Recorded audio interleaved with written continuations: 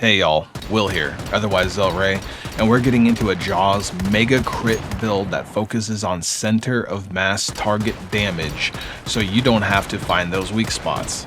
It's simple.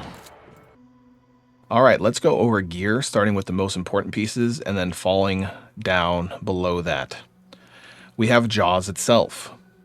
Jaws' mechanic is quite unique, I find, where we want the unstable bomber to hit 100% crit rate, but we don't need our weapon to crit 100% of the time. Even though it may be helpful, it will never be reached. Calibration-wise, we go with 1 on crit rate and 1 on crit damage to make that spread happen.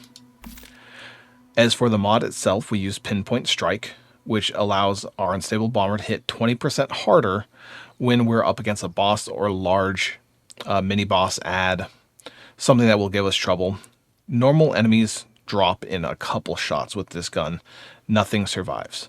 So focusing on the things that do survive is the best way to make the most out of the Jaws. The other thing that you do want, accessory-wise, is the extended pistol mag. This increases your magazine capacity by 4, bringing it to a total of 12 compared to 8.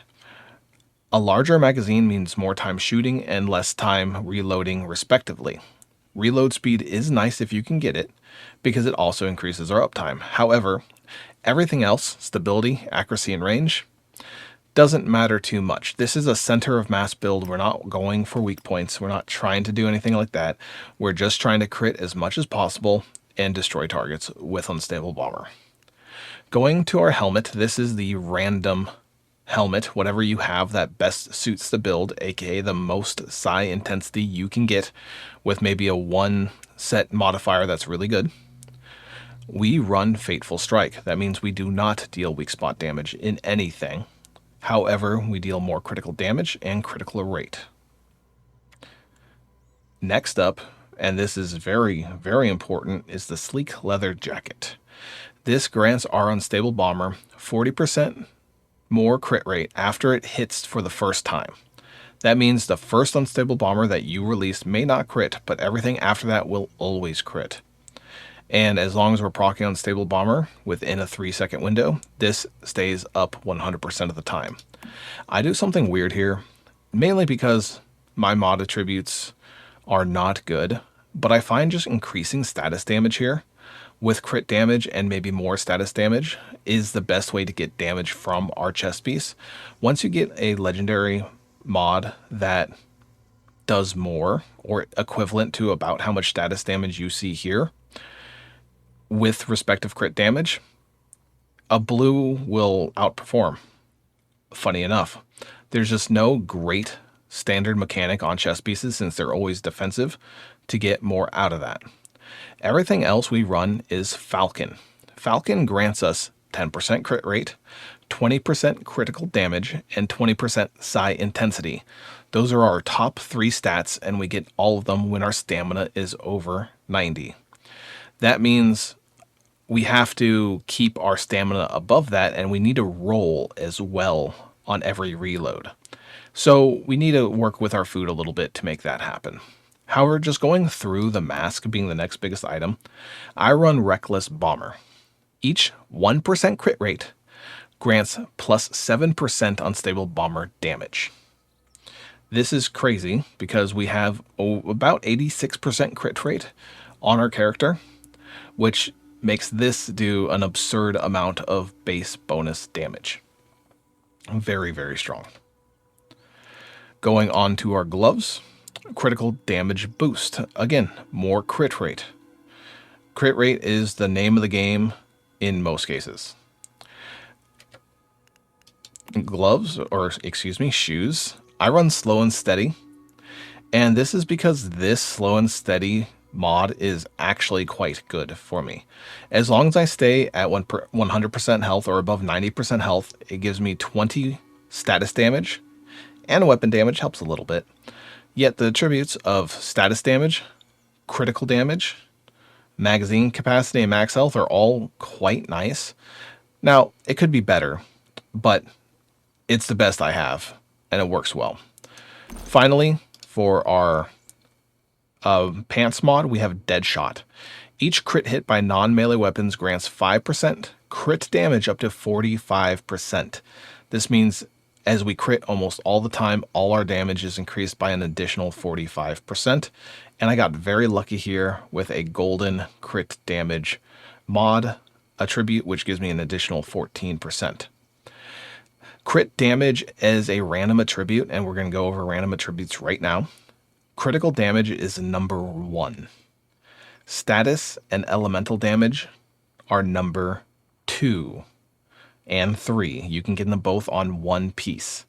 After that, it's going to be a toss-up between HP, reload speed, magazine size. That's everything we care about. If something has weak spot damage on it, we absolutely do not want it because it does not help us at all.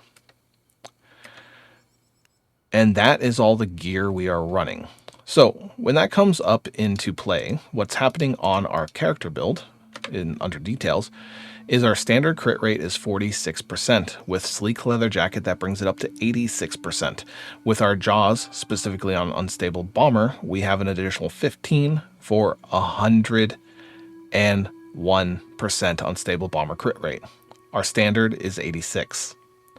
So that's how we're getting a sustained damage number and not worrying about awkward numbers and overall range of our DPS. We stay consistently high. I can consistently see above 20,000 DPS on pretty much anything. So the general rule is we reload, roll, and go in and shoot. That's the worst start we can ever see. But after that, it really pans up. So this is going to probably do more damage per second than the first round. And Jaws really shines as a center of mass. I'm going to shoot the target and it will die type of build. Finally, we just need to talk about cradle overrides, and they are very simple. As Unstable Bomber works exactly the same as Power Surge for its cradle overrides. You just take anything that has Unstable Bomber on it, or status damage, pistol damage, and always get the healing one that gives you medicine cooldown. And beyond that, you're set. Like, the cradle overrides are so simple to use, fortunately, that you just pick everything that says your build and then get some defensive things on there and you're good to go. Honestly, most builds only use 5 or 6 cradle overrides, and I find that a little bit obtuse because I want choices instead of just picking everything that works and not having any choices left. Anywho, that's the build guide. If you have any questions, feel free to get a hold of me. If you think you know something that works better, tell me. I want to know, because this is a quick little put together build. I can do more, but I feel like this is a great build. As you can see there, Unstable Bomber is hitting for near 20,000 plus when it gets going and ramped up. And this is on a boss that takes less damage from my build. It has weak spot bonuses, so weak spots deal 15% extra damage and non-weak spots deal 20% less damage, I believe, or maybe it's 30. I can't believe I survived that lightning somehow, probably because of that festering gel that's helping me out right there. Anywho, thank you for watching. Hit me up with any questions, and have a great time with Unstable Bomber if you get lucky enough on the rolls. Catch you later.